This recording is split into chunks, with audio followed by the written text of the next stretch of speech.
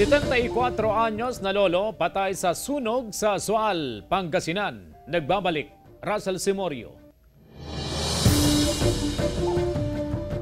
Nakasara ang kabaong habang pinaglalamayan ang nasawing padre de pamilya sa barangay Sisingelen, Sual, Pangasinan. Halos hindi na raw kasi makilala ang bangkay ng biktima na si Narciso Enrique Jr. dahil sa tindi ng pagkakasunog nito nang matrap sa bahay nila na tinupok ng apoy. Ayon sa asawa ng biktima, nagsimula ang sunog sa kanilang kusina hanggang sa mabilis itong kumalat sa buong bahay.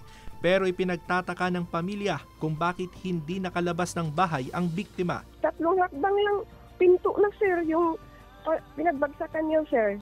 Dalawa pa yung pintuan. Yun ang hindi ko po alam, sir, bakit hindi siya nakalabas. Ang lapit sa pintuan. Ayon sa pulisya, posibleng nakatulog ang biktima kaya hindi nakalabas ng bahay. Based din po dun sa pagtatanong natin kung bakit hindi nakalabas yung biktima, ang sabi po nung nakausap natin na isang taga dun din na ayun nga ho, parang may kainuman siya nung umaga. So, posible po na nakatulog yung biktima. Dalawang anggulo ang nakikita ng otoridad sa dahilan ng sunog.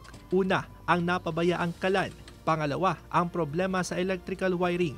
Tumagal ng mahigit 2 oras ang sunog, kaya walang naisalbang gamit ang mga biktima. Regular check-up po ng wirings natin para maiwasan yung faulty electrical wirings na pinagsisimulan ng sunog.